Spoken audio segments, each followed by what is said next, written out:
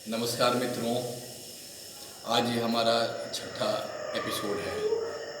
Art of living का ही चल रहा है ये सारा, और मैं आज ये बताने जा रहा हूँ कि परमात्मा को पाने का सबसे आसान तरीका प्रार्थना है। प्रार्थना से उस परमात्मा को आप पा सकते हैं। जिंदगी की तमाम उलझन के साथ साथ कैसे पाया जाए परमात्मा, क्योंकि यह प्रेम माया इस संसार में ये परमात्मा का ही दिया हुआ है। यह एक बहुत बड़ा सम्मोहन है परमात्मा का। यह संसार एक सम्मोहन है और है कुछ नहीं है, सिर्फ सम्मोहन है। इस शब्द को याद रखिएगा। यह सम्मोहन है परमात्मा का। यह प्रेम का सम्मोहन है। यह कोई जादूगरी नहीं है, यह प्रेम का सम्मोहन है। और जैसे ही आप उसको याद करते हैं, यह सम्मोहन टूटने लगता है। जैसे उसका कई नाम है, हजारों नाम है, लाखों नाम है। राम ले लिए, कृष्ण ले लिए, अल्लाह ले लिए, जीसस ले लिए, वाहेगुरु ले लिए। जब भी कोई नाम आप लोगे उसका, तो सम्मोहन टूटने लगता है। नशा, जो संसार का नशा है, वो टूटने लगता है। तो परमात्मा का ही सम्मोहन है। मैं जिंदगी भर सांसारिक ऐश्वर्य को देखने में ही लग गया। मैं फंसा रहा उसमें। वृद्धावस्था भी आ गया, नाम नहीं ले पाया। लेकिन आखिरी वक्त में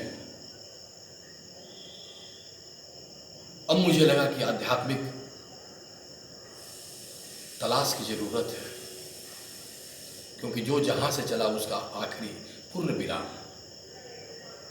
जहां से आए हैं वहीं लौट रहा है सब। मिट्टी से निकल रहे हैं, मिट्टी में मिल रहे हैं। तो अब क्या करें? जीवन की शाम होने को आई है, अब समय भी नहीं रहा। तो अब क्या करें? सारा जीवन परमात्मा का ही तो ऐश्वर्य है। सब कुछ परमात्मा का ऐश्वर्य है। उसमें ही समय हमने बिता दिया, कभी उसके बारे में सोचा भी नहीं। तो इसमें आपकी भी गलती नहीं है। यह प्रेम का सम्मोहन है उस प्रेमी का। तो फिर कैसे हो पाएगा? तो अब तो वो हो नहीं पाएगा, क्योंकि अब समय नहीं है और ऊर्जा भी नहीं है। तो वृद्धावस्था में हम क्या करें?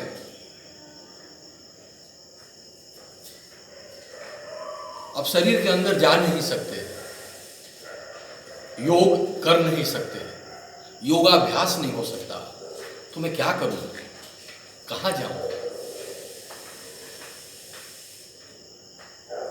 तो एक कवि की एक कविता है, उसके माध्यम से मैं आपको बता देता हूं। वो कहां कहां परमात्मा मिलेगा उन्होंने बताया था। ये शख्स अगर जोश को तू ढूंढना चाहे, वो पिछले पहर हल्का इरफा में मिलेगा। ये शख्स, जोश उस परमात्मा को कहा गया है। ये शख्स अगर जोश को तू ढूंढना चाहे, वो पिछले पहर, मैंने दोपहर के बारे में बताया गया कि दोपहर में कहाँ मिलेगा, सुबह में कहाँ मिलेगा, शाम को कहाँ मिलेगा, रात में कहाँ मिलेगा। अब भजन कीर्तन तो हो नहीं पाएगा, शरीर जर्जर हो गया। तो कम से कम बाहर तुम परमात्मा को देख लो, दीदार कर लो। उससे भी एहसास हो जाएगा, आभास हो जाएगा।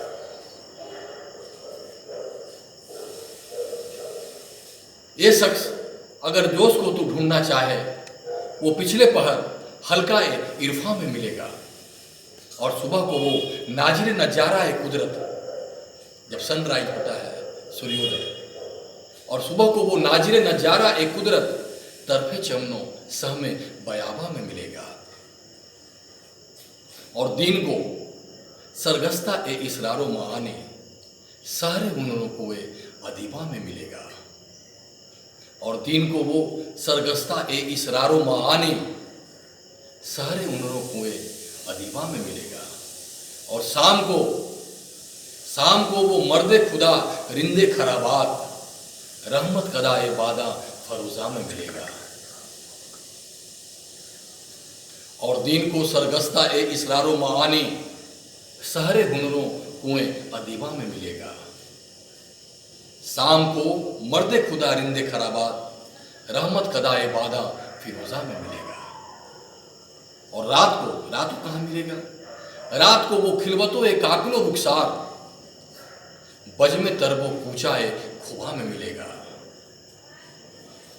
और होगा कोई जब्र तो बंदा है मजबूर, मर्दों की तरह खाना है वीरान में मिलेगा। इसका मतलब क्या हुआ? ये बहुत बड़े सूफी संत का कहा हुआ है कि परमात्मा कहाँ कहाँ मिलेगा, चलो बाहर ही अब ढूंढ लेना, अब तो वो हो नहीं पाएगा, तो बाहर। ये शख्स अगर जो उसको तो ढूंढना चाहे, सूफी संत कहते हैं कि अगर तुम्हें खोजना हो तो वो पिछले पहर हल्का इरफा में मिलेगा, पिछले पहर अध्यात्मवादियों की गोष्ठी में खोजना, वो वहीं होगा। और सुबह को नाजरे नजारा ए कुदरत, और अगर सुबह हो तो उसे खोजना हो तो प्रकृति के पास खोजना, जहाँ सूरज उगता हो, पक्षी गीत गाते हो, फूल खिलते हो, क्योंकि वो प्रकृति का प्रेमी है।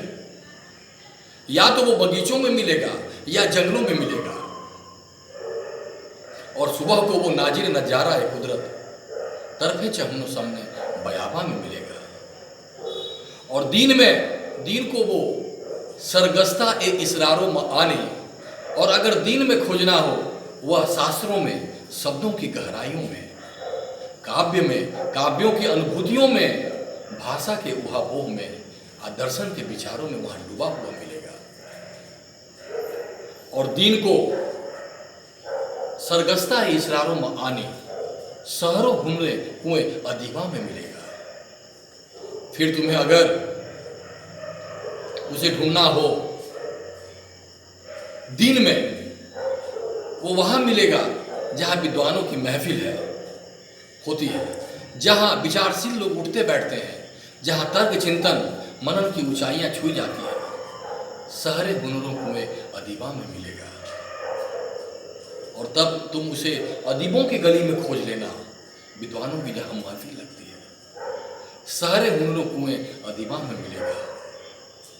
और शाम को, क्योंकि अब जब शाम हो जाएगा, वो बहुत बड़ा पियक्कर है, वह शाम को वो मर्दे खुदा रिंदे खराबात, और शाम की बात हो तो वो बहुत बड़ा पियक्कर है। अगर उसे शाम को खोजना हो तो उस पियक्कर को तुम एक ही जगह पा सकोगे, रहमत कदा ए बादा फरोजा में मिलेगा, जहां कोई कृपालु हृदय, जहां सत्संग की धारा बह रही हो, हरि नाम की चर्चा हो रही हो, सत्य का संग हो रहा हो, सत्संग हो रहा हो, जहां कोई कृपालु हृदय अपने पात्र से मदिरा ढालता हो, प्रेम का मदिरा, सत्संग का मदिरा ढालता हो, बन जाओ तुम भी पियक्कर, उस प्रेमी के पागल हो जाओ, उस प्रेम में पागल हो जाओ, परमात्मा का प्रेमी बन जाओ। तुम उसे वहां खोजना, वो किसी मधुशाला में मिलेगा, पिलाएगा वही गुरु, सतगुरु पिलाएगा। और रात को वो खिलवतो एक काकलो रुखसार, और वह सौंदर्य का प्रेमी है। अगर रात हो तो रात को वो बजमे तरबो कूचा एक खुबा में मिलेगा। तो जहां कहीं आनंद का उत्सव हो रहा हो, सुंदरियां नाचती हों और सौंदर्य का जश्न मनाया जा रहा हो, वहां उसे खोजना, वहां जरूर मिलेगा। और होगा कोई जब्र तो वो बंदा है मजबूर। और अगर कहीं तुम्हें खबर मिल जाए कि कोई परेशान, कोई पीड़ित है, कोई दुखी है, मुर्दों की तरह खाना एक विराम में मिलेगा। और अगर कहीं कोई मजबूर होगा, कहीं कोई दुखी होगा, कहीं जिंदगी किसी को तोड़े डाल रही होगी, तो करुणा से भरा हुआ वह किसी वीरान घर में मिलेगा। तो ये वृद्धावस्था के दौरान जब कुछ नहीं हो पाएगा, ये सूफी संत का कहा हुआ है, कि कम से कम बाहर तुम ढूंढ लेना, बाहर कम से कम उसके केंद्र में पहुंच नहीं पाओगे, उसके दरवाजे तक तो पहुंच जाओगे। प्रकृति में खोजो, फूलों में देखो, जाग जाओ, जहां बैठे हो वहीं जाग जाओ, वहीं वो मिल जाएगा। मैं एक कहानी के माध्यम से बताता हूं, क्योंकि ये 4 स्टूडेंट थे, 4 विद्यार्थी निकले घर से, पार्टी करने निकल गए, मदिरा उन्होंने पी लिया,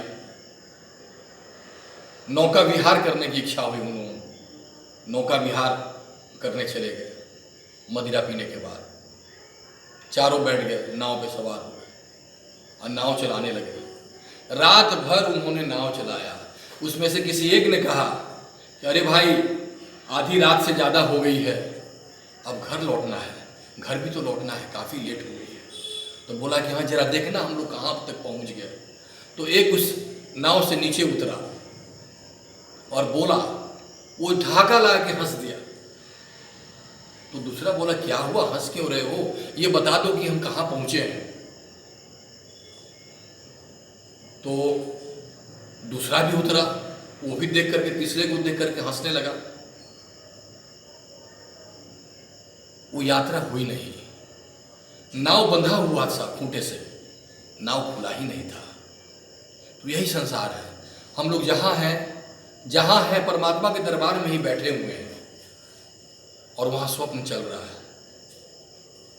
यही स्वर्ग कहीं और है नहीं, यही स्वर्ग है, यही नरक है, सब कुछ यही संसार ही है।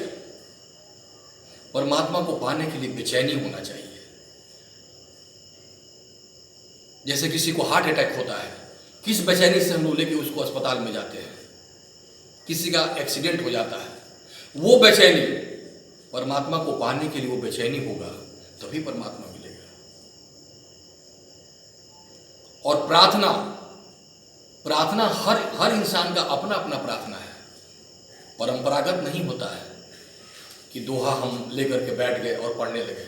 मैं भी पढ़ रहा हूँ, आप भी पढ़ रहे हैं, लाखों लोग एक ही दोहा को पढ़ रहे हैं। परमात्मा भी उब जाएगा एक ही दोहा पढ़ते पढ़ते, एक ही दोहा सुनते सुनते। हर इंसान का अपना प्रार्थना है। मैं मूसा की एक कहानी बता रहा हूँ।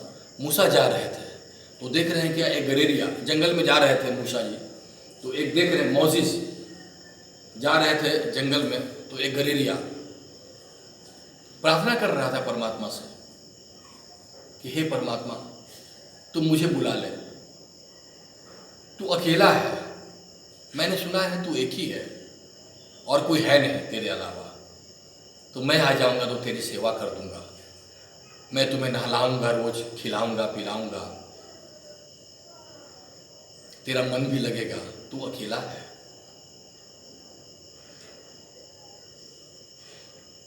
तू नहाता नहीं होगा तो मैं तुम्हारे सर से जुएं भी निकाल दूंगा। जब जुएं की बात मोजिस जा रहे थे वो सुने उस गरेरिये की प्रार्थना, तो बोले कि ये तो हद हो गया, यहां तक तो ठीक है, मैं तुम्हें नहला दूंगा, खिला दूंगा, पिला दूंगा, लेकिन जुएं भी निकाल दूंगा, ये क्या बात हुई। वो तुरंत जा करके डांटने लगे गरेरिये को कि तूने परमात्मा का अपमान किया है, ऐसे प्रार्थना होता है। अब मैं तुम्हें बताता हूं प्रार्थना कैसे होता है। उन्होंने बताया, वो बोला कि मैं अनपढ़ गंवार आदमी, मुझे क्या पता कि कैसे प्रार्थना होता है, आपने बता दी, बहुत मेहरबानी आपकी, अब आज से मैं यही बोलूँगा। मूसा आगे चले गए, तब तक आकाशवाणी हुई, बिजली चमका जोर से, परमात्मा की आवाज़ आई आकाशवाणी से के माध्यम से कि मूसा तूने ये क्या किया, आज मेरे एक प्रेमी को तूने छीन लिया। परंपरागत ट्रेडिशनल प्रार्थना को देकर के हर इंसान का अपना अपना प्रार्थना है। प्रार्थना कोई सा भी हो सकता है, फिल्मी गाना में भी हो सकता है प्रार्थना, फिल्मी गाना को भी आप प्रार्थना पर आ सकते हैं। वो प्रेमी है, वो बुरा नहीं मानेगा, वो कुछ भी बुरा नहीं मानता, पूरे संसार को प्रेम के माध्यम से चला रहा है, वो नफरत के माध्यम से नहीं। कुछ भी बुरा नहीं है संसार में। आपको शराब पीना है, शराब पी लीजिए। मदिरा खाना है, मांस खाना है, आप मांस खाइए। कुछ भी बुरा नहीं है, सब तो उसी का है। हमारा तो नहीं बनाया हुआ है मदिरा। जब भी शुरू में लाखों साल पहले जब धरती पे बना होगा तो मेरा तो नहीं बनाया हुआ है, ना आपका बनाया हुआ है। सारा परमात्मा का ऐश्वर्य है। सब भोगो, लेकिन होशपूर्ण अवस्था में। बोध हो जाए, बोध के माध्यम से आपको गलत लगे तो छूट जाए, उसको छूटना कहते हैं। जीसस सारा जीवन शराब पीते रहे, वो शराब में थे ही नहीं। जीसस क्राइस्ट की मैं बात कर रहा हूं, जिसके फॉलोअर दुनिया में सबसे ज्यादा हैं, मैं उनकी बात कर रहा हूं। मोहम्मद साहब की मैं बात कर रहा हूं, वो भी मांसाहारी थे। मैं रामकृष्ण परमहंस की बात कर रहा हूं, मछली वो भी खाते थे। लेकिन बोध से अगर छूट जाए, जो व्यर्थ है वो छूट जाता है, वो छोड़ना नहीं पड़ता, वो अपने आप बोध से छूट जाता है। तो संसार को ऐसे जीना है, सारा सब कुछ परमात्मा का है। अगर मैं किसी चीज का त्याग करता हूं तो परमात्मा का त्याग है कि ये तूने क्या बना दिया शराब को, इससे अच्छा तो मैं दुनिया को बना दिया रहता। ये उसका अपमान होगा। अच्छाई तो इसमें है कि शराब की दुकान में जाकर बैठ करके मैं शराब ना पीऊं, मेरे आचरण में बन जाए कि वो व्यर्थ है, वो नहीं पीना चाहिए।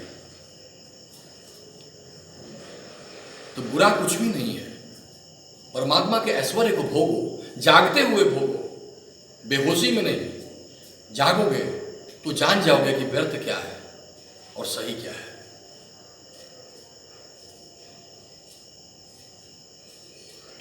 आज इतना ही, अगले एपिसोड में फिर मैं बताऊंगा। धन्यवाद।